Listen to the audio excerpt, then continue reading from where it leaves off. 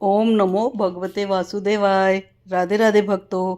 आज हम वैशाख मास के 24वें अध्याय की कथा का श्रवण करेंगे। श्रुतदेव जी बोले, हे राजन, इन सब पुण्यवर्धनी तिथियों में शुक्ल पक्ष की द्वादशी संपूर्ण पाप नाश करने वाली है। जिसने इस द्वादशी का सेवन नहीं किया उसके दान तप और व्रत आदि करने से क्या फल है। गंगा में दुर्भिक्ष के समय प्रतिदिन करोड़ों मनुष्यों को भोजन कराने से जो फल मिलता है वही द्वादशी के दिन एक ब्राह्मण को भोजन देने से मिलता है। जो शुक्ल पक्ष की द्वादशी के दिन एक चुटकी अन्न भी सुपात्र ब्राह्मण को देता है उसे कोटि ब्राह्मण भोजन का फल मिलता है। जो मधु सहित तिल के पात्र का दान द्वादशी के दिन करता है वह संपूर्ण बंधनों से छूट विष्णु लोक को चला जाता है। शुक्ल पक्ष की एकादशी के दिन जो रात्रि में जागरण करता है वह जीते जी ही मुक्ति पाता है और उससे सब देवता प्रसन्न रहते हैं। करोड़ों सूर्य ग्रहण और चंद्र ग्रहण में जो तीर्थों में स्नान आदि करने से फल मिलता है वह फल एकादशी के दिन प्रातःकाल स्नान करने से ही मिल जाता है। जो मनुष्य द्वादशी के दिन तुलसी के कोमल पत्रों से विष्णु भगवान का पूजन करता है वह अपने 7 कुलों का उद्धार करके विष्णु लोक को जाता है। जो कोई वैशाख में द्वादशी के दिन बच्चे सहित गोदान करे वह अपने कोटि कुलों का उद्धार कर विष्णु लोक का अधिकारी होता है। जो कोई शुक्ल पक्ष की द्वादशी के दिन यम, पितृगण, गुरु, देवता और विष्णु भगवान के निमित्त दक्षिणा सहित जल घड़ा दान करे, दही और अन्न भी दान करे तो उसका फल सुनो। उसको जो पुण्य प्रयागराज में प्रतिदिन करोड़ों मनुष्यों को 1 वर्ष तक षट रस युक्त सुंदर भोजन कराने से होता है वही फल मधुसूदन भगवान की आज्ञा से उसको मिलता है। जो कोई द्वादशी के दिन शालिग्राम दान करता है वह संपूर्ण पापों से छूट जाता है। जो ग्रहण के समय गंगा में सप्त द्वीपवती पृथ्वी का करोड़ बार दान करे उसके समान ही द्वादशी के दिन शालिग्राम दान करने से मिल जाता है। द्वादशी के दिन जो मधुसूदन भगवान को दूध से स्नान कराए उसे राजसूय यज्ञ और अश्वमेघ यज्ञ का समान फल मिलता है। वही फल त्रयोदशी के दिन जो दूध और दही मिलाकर विष्णु भगवान का पूजन करे उसमें शर्करा, मधु और घृत मिला मधुसूदन भगवान की प्रसन्नता के लिए भक्ति पूर्वक पंचामृत से भगवान को स्नान करावे वह अपने सब कुलों को उद्धार कर विष्णु लोक को जाता है। जो सायंकाल के समय विष्णु भगवान की प्रसन्नता के निमित्त शरबत दान करे उसके पहले के पाप ऐसे दूर हो जाते हैं जैसे सर्प अपनी पुरानी कैंचुली छोड़ देता है। सायंकाल के समय जो रसीली ककड़ी दान करे वह उसके रस के प्रताप से कर्म बंधनों से मुक्ति पाता है। जो कोई ईख अथवा आम दान करता है उसके कुटुंब में 100 पीढ़ी तक बराबर संतान चलती रहती है। जो द्वादशी के दिन सायंकाल के समय चंदन आदि दान करे वह आने वाली व्याधियों से सदैव मुक्त रहता है। हे राजन, द्वादशी के शुक्ल पक्ष में जो कुछ भी पुण्य किया जाता है वह अक्षय फल देता है। हे राजन, इसकी प्रख्याति क्यों हुई यह भी मैं तेरे सामने कहता हूँ। इसके सुनने से संपूर्ण पाप दूर हो जाते हैं और अत्यंत मंगलकारी है। प्राचीन समय में कश्मीर देश में एक देवव्रत नाम का ब्राह्मण हुआ था। उसकी मालिनी नाम की एक पाप रूपी पुत्री हुई। वह कन्या सत्यशील नाम के एक बड़े विद्वान ब्राह्मण से ब्याही गई। उससे विवाह करके वह अपने यमन देश को चला गया। वह रूप यौवन संयुक्ता कभी भी पति की प्रिय न हुई और वह निष्ठुर सदा अपने पति से द्वेष रखती और पति के अतिरिक्त किसी से कोई द्वेष ना रखती। अपने पति पर क्रोध कर वशीकरण करने की इच्छा से उसने अन्य स्त्रियों से पूछा जिनको पहले उनके पतियों ने त्याग दिया था। तब वे बोली, तेरा पति वशीभूत हो जाएगा, हमें अच्छी तरह विश्वास है। हमने तो वशीकरण की औषधि से अपने पति को वश में कर लिया। तू योगिनी के पास जा, वह सुंदर औषधि दे देगी। तू सोच विचार मत कर, तेरा पति तेरे दास के समान हो जाएगा। तब हे राजन, वह उनके कथनानुसार योगिनी के मंदिर में जा योगिनी को अत्यंत प्रसन्न करने लगी तथा वह दुराचारिणी बहुत शीघ्र ही उस कुटी में पहुंची जहां 100 स्तंभ बने हुए थे। वह कुटी बहुत लंबी चौड़ी कांतिमान थी। उसके चारों ओर झालरदार कपड़ा लगा था जिसमें गोटा किनारी लगा हुआ था। बड़ी बड़ी दीवारों और चारों ओर सफेदी हो रही थी। दीपक जगमगा रहे थे। ऐसे शोभायमान स्थान में विराजित सेवा करने को आने वालों को देख रही थी। रुद्राक्ष की माला से जप कर रही थी। इस प्रकार योगिनी से जब उस स्त्री ने प्रार्थना की तब योगिनी ने प्रसन्न हो मन को शोभ कराने वाले मंत्र बताए। तब उसने नमस्कार कर पैर की हीरो से जड़ी हुई अंगूठी जो बहुत चमक रही थी भेंट की, जिसमें सुंदर जड़ा हुआ स्वर्ण, सूर्य की कांति के समान प्रकाश देता था। पांव की अंगूठी देख योगिनी अत्यंत प्रसन्न हो गई। पति के अपमान से व्यथित हृदय का वृतांत जान हित की बात कहने लगी। यह रक्षा चूर्ण संपूर्ण प्राणियों को वश में करने वाला है। यह चूर्ण अपने पति को दे, उसकी ग्रीवा की रक्षा करना, तो तेरे पति तेरे वश में हो जाएगा और किसी के पास न जाएगा, तथा तेरे दुष्चरित्रों को देखकर भी वह कुछ नहीं कहेगा। वह उस चूर्ण को लेकर अपने घर आई और संध्या समय दूध में मिलाकर वह चूर्ण अपने पति को दे दिया और ग्रीवा की रक्षा कर दी, कुछ विचार न किया। हे राजन, उस चूर्ण को पीने से उसके पति को क्षय रोग हो गया, जिससे वह दिनों दिन क्षीण होने लगा। उसके गुह्य स्थान में दुष्ट घाव होने से कीड़े पड़ गए। जब कुछ दिनों में पति की ऐसी दशा हो गई तो वह दुष्ट औरत इच्छा पूर्वक विचरने लगी। तेज क्षीण हो जाने से व्याकुल इंद्री वाला वह पति रात दिन त्राही त्राही पुकारने लगा और बोला, हे शोभने, मैं तेरा दास हूँ, मैं तेरी शरण में हूँ, मेरी रक्षा कर, मैं पर स्त्री की इच्छा नहीं करता हूँ। हे राजन, अपने पति के ऐसे वृतांत को सुनकर बहुत घबराई और सोचने लगी कि पति जीवित रहेगा तो मैं गहने कपड़े पहनती रहूंगी। ऐसा सोच दौड़कर वह योगिनी के पास गई और उससे सब वृतांत कहा। तब उसने पहली औषधि का दाह शांत करने के लिए निमित्त दूसरी औषधि दी। औषधि के देते ही तत्क्षण उसका पति स्वस्थ हो गया, जिससे पहले चूर्ण से उत्पन्न हुआ दाह शांत हुआ। तब से पति घर में ही रहता और उसके वशीभूत हो गया। घर के काम के बहाने से उपपति घर में आकर निवास करते। इसी प्रकार सब जाति के व्याभिचारी मनुष्य घर में आते रहते, परंतु उसे स्त्री के आगे कुछ भी कहने की शक्ति न थी। इसी पाप के कारण उसके शरीर में भयानक पाप नाशक कीड़े पड़ गए। उन कीड़ों ने उसकी नाक, जिह्वा और दोनों कानों में छेद कर दिए। स्तन कट गए, उंगलियों में गांठें बंध गई और पांवों से लूली हो गई। ऐसे कष्ट भोगकर अंत में देह त्याग नरक भोगने लगी तथा 15-17 वर्ष तक ताम्रभाण नामक नगर में दग्ध होती रही। फिर 100 जन्म तक बार बार कुत्ते की योनि में पड़ी। नाक कट रही है, कान फटे हैं, मस्तक में कीड़े पड़ रहे हैं, पूंछ कट गई है, टांग लगड़ी हो गई है। इस दशा में वह घर घर घूमती थी। पीछे 100 वीर देश में पद्म बंधु नामक ब्राह्मण की दासी के घर कुतिया बनी और अत्यंत दुख से व्याकुल, कान टूटे, नाक कटी फटी और पूंछ छिन्न भिन्न, मस्तक में कीड़े भरे रहते तथा योनि में भी कीड़े पड़े रहते। इस प्रकार उस जन्म में भी अनेक क्लेशों को सहन करती थी। दैवयोग से जब कर्म फल पूरा हो गया तो वैशाख में मेष की संक्रांति में शुक्ल पक्ष की द्वादशी के दिन पद्म बंधु का पुत्र स्नान कर पवित्र हो गीले वस्त्रों से घर आया। वहां तुलसी स्तंभ के पास उसने अपने चरण धोए। उसी स्तंभ के नीचे वह कुतिया सो रही थी। अतः सूर्य उदय से पहले वह कुतिया उस चरणों के धोए हुए जल में लेट गई, जिससे उसके सब अशुभ कर्म तत्काल नष्ट हो गए और पूर्व जन्म की याद हो आई। अपने पूर्व जन्म के किए कर्मों को सोच सोचकर ताप से व्याकुल होकर बेचारी करुण स्वर से त्राही त्राही करने लगी और भय से व्याकुल हो उस मुनि से अपने कर्मों का वर्णन करने लगी कि मैंने अपने पति को विष दिया, फिर अनेक प्रकार के दुष्चरित्र किए। हे ब्राह्मण, जो कोई धर्महीना दुराचारिणी स्त्री अपने पति को वश में करती है, वह मेरी ही भांति ताम्रभाण नामक नरक में डालकर तपाई जाती है। पति ही नाथ है, पति ही स्वामी है, पति ही देवता है। उसके संग अनर्थ करके स्त्री सुख कैसे पा सकती है? जो कोई अपने पति को दुख देती है वह 100 जन्म पर्यंत कुत्ते की योनि पावे और शरीर में असंख्य कीड़े पड़ जाते हैं।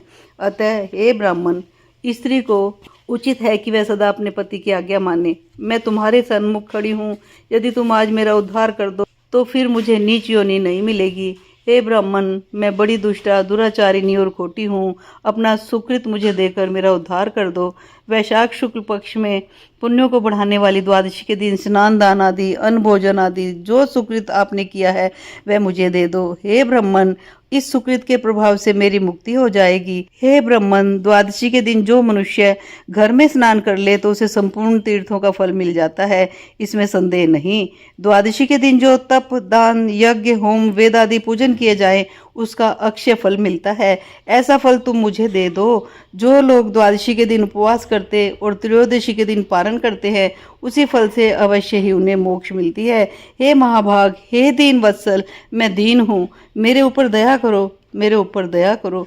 जनार्दन भगवान दीनानाथ हैं, जगतपति हैं और तुम्हारे भी नाथ हैं। ऐसे भगवान के जन भी वैसे ही होते हैं, क्योंकि जैसा राजा वैसे ही प्रजा होती है। हे यमलोक के मार्ग को नाश करने वाले, मैं अत्यंत दुखी हूँ, मेरी रक्षा करो। हे दीन वत्सल, मैं तुम्हारे द्वार पर रहने वाली दीन कुतिया हूँ।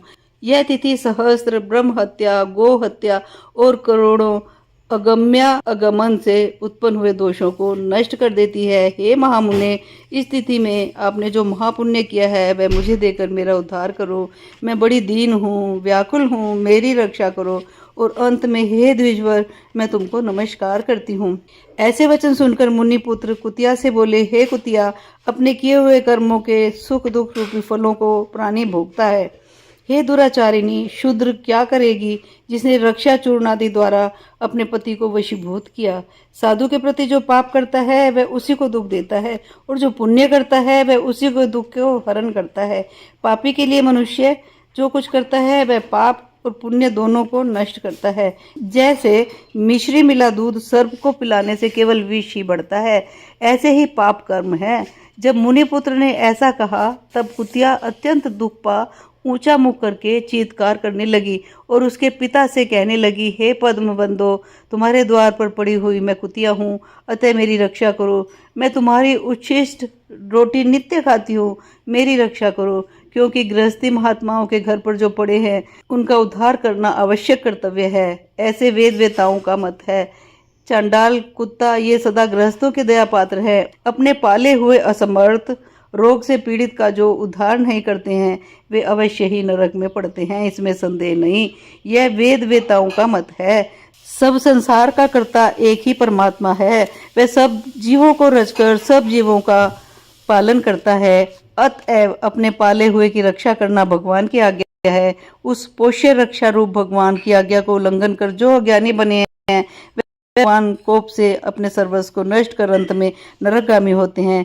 यह कर्म कर्तव्य है और तुम दयालु हो, अतएव मुझ दुर्बुद्धि का उद्धार करो। घर के भीतर दुख से आर्त कुतिया के ऐसे वाक्य सुनकर पद्म बंधु शीघ्र ही घर से बाहर आए और कुतिया से पूछने लगे, क्या बात है। तब पुत्र ने सब कथा की तो अपने पुत्र के वचन सुन विस्मित हो कहने लगे, मेरा पुत्र होकर तूने ये क्या कहा। हे पुत्र, साधुओं को ऐसा वाक्य कहना अनुचित है। अपनी ही आत्मा का सुख देने वाले पापी औरों से तिरस्कृत किए जाते हैं। हे पुत्र, देखो, संपूर्ण प्राणी परोपकार के ही लिए हैं। चंद्रमा, सूर्य, पवन, पृथ्वी, अग्नि, जल, चंदन, वृक्ष और महात्मा लोग सभी परोपकार में स्थित हैं। हे पुत्र, दधीचि ने देवताओं के उपकार के लिए दैत्यों को महाबली जान अपनी हड्डी निकाल के दे दी थी।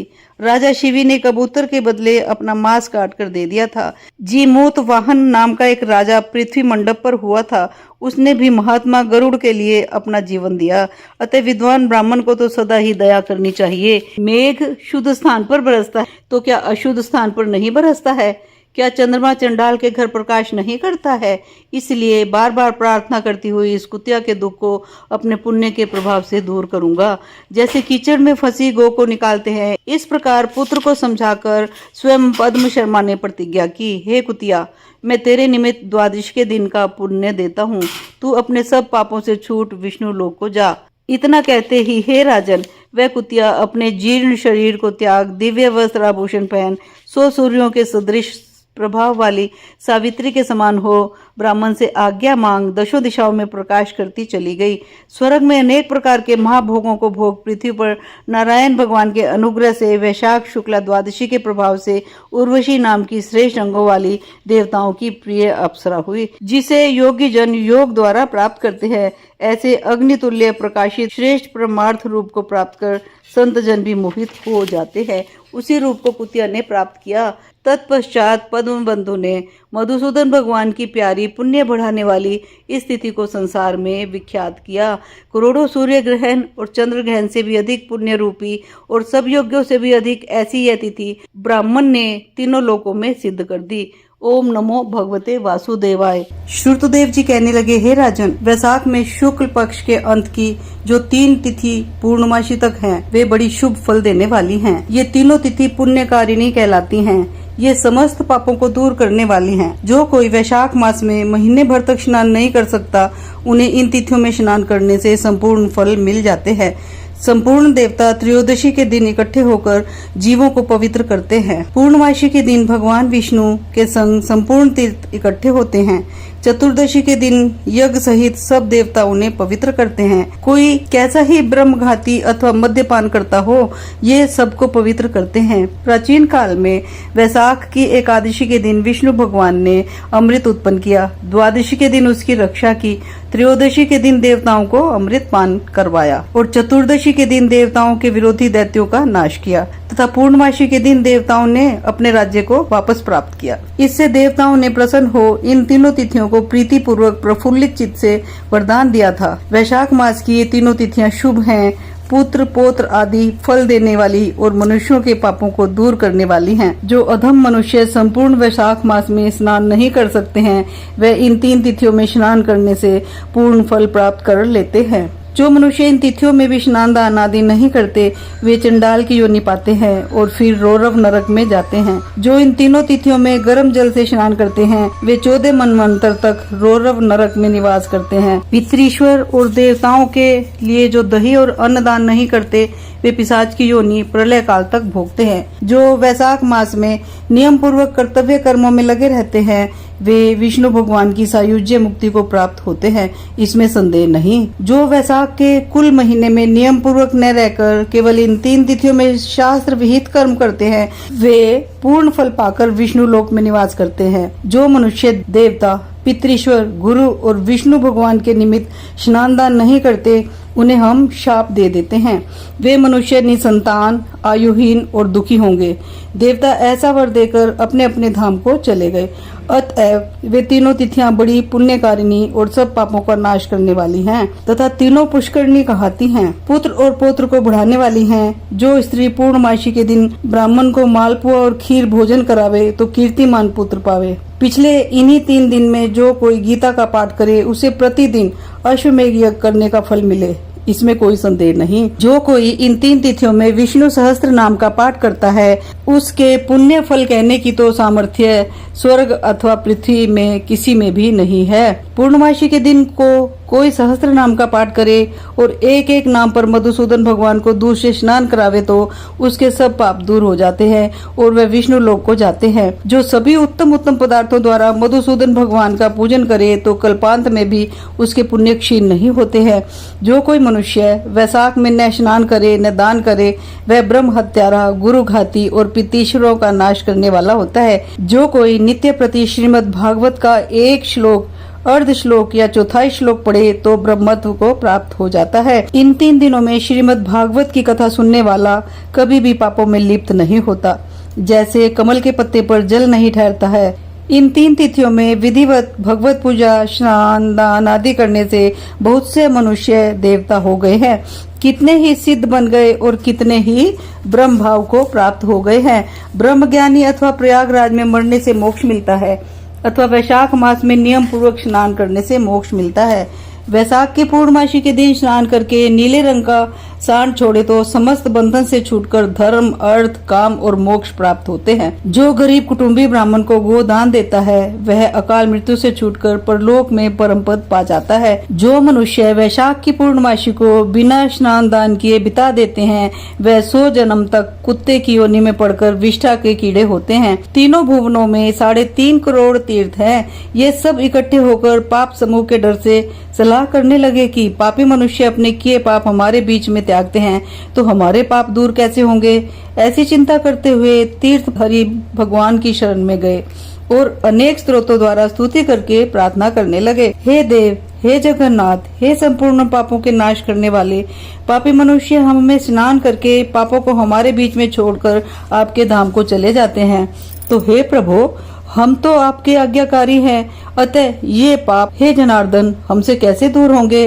हे प्रभु, हम आपके चरणों की शरण के इच्छुक हैं, कोई उपाय हमारे सामने कहिए। जब तीर्थों ने ऐसी प्रार्थना की, तब भूत भावन भगवान हंसते हुए मेघ जैसी गंभीर वाणी से बोले, वैशाख के महीने में मेष की संक्रांति में शुक्ल पक्ष में जो अंतिम 3 दिन है, ये 3 दिन सर्व तीर्थमय पुण्य रूप हैं और मेरे प्राण प्यारे हैं।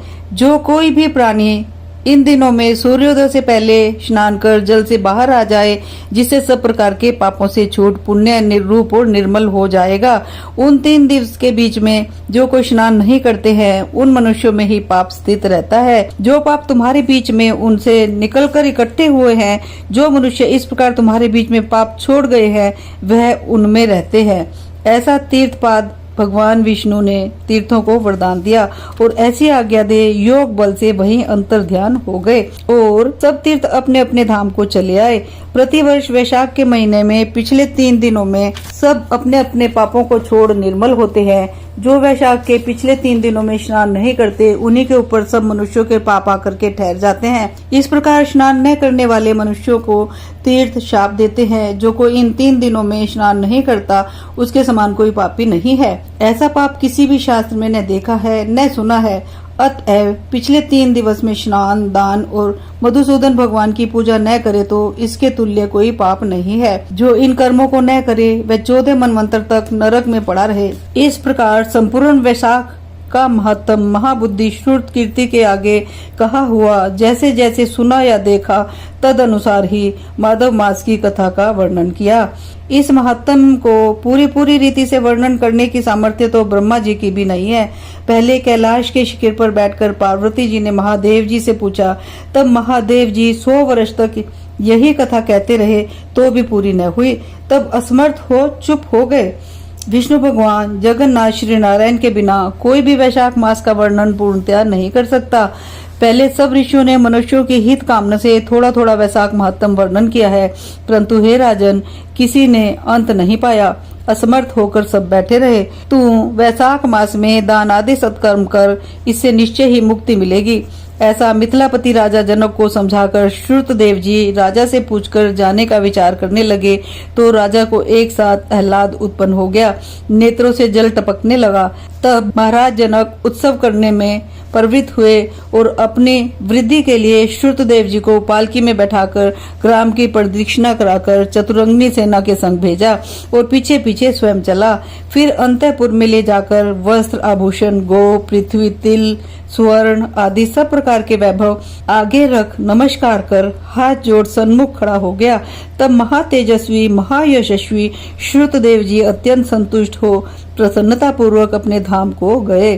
तब नारद जी कहने लगे, हे राजा अम्बरीश, यह परम अद्भुत आख्यान मैंने तुम्हारे सम्मुख वर्णन किया, जिसके सुनने से ही संपूर्ण पाप नष्ट हो जाते हैं और सब प्रकार की संपत्ति मिलती है।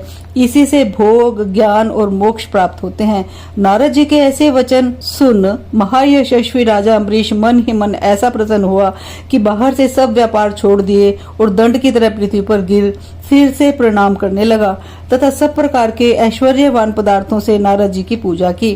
फिर नारद मुनि राजा से पूछकर अन्य लोक को चले गए, क्योंकि शाप के मारे वे एक जगह नहीं रहते थे।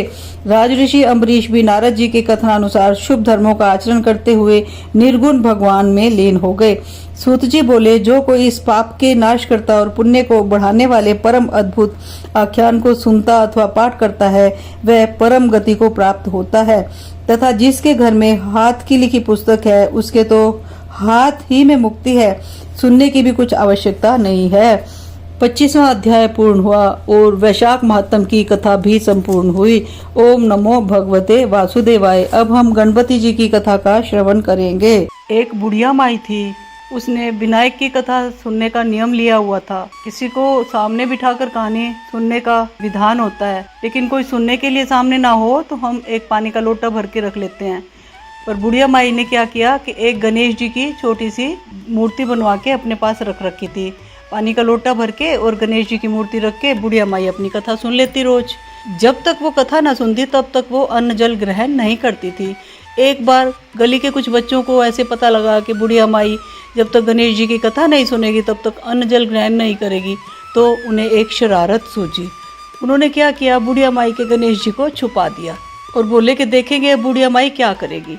एक दिन हो गया, गणेश जी नहीं मिले। सबसे पूछा, किसी ने मेरा विनायकिया देखा है क्या, किसी ने मेरा विनायकिया देखा है क्या, लेकिन किसी ने भी हाँ नहीं भरी। घर के किसी सदस्य को भी नहीं पता था। गली के बच्चों ने शरारत करी थी। 2 दिन हो गए, बुढ़िया माई ने अन्न जल ग्रहण नहीं किया। 3 दिन हो गए, बुढ़िया माई की तबीयत खराब होने लगी, लेकिन बुढ़िया माई ने अपना प्रण नहीं तोड़ा। गणेश जी महाराज को चिंता होने लगी कि ऐसे तो बुढ़िया मेरी भक्ति करती है, मेरी अनन्य भक्त है, क्या किया जाए।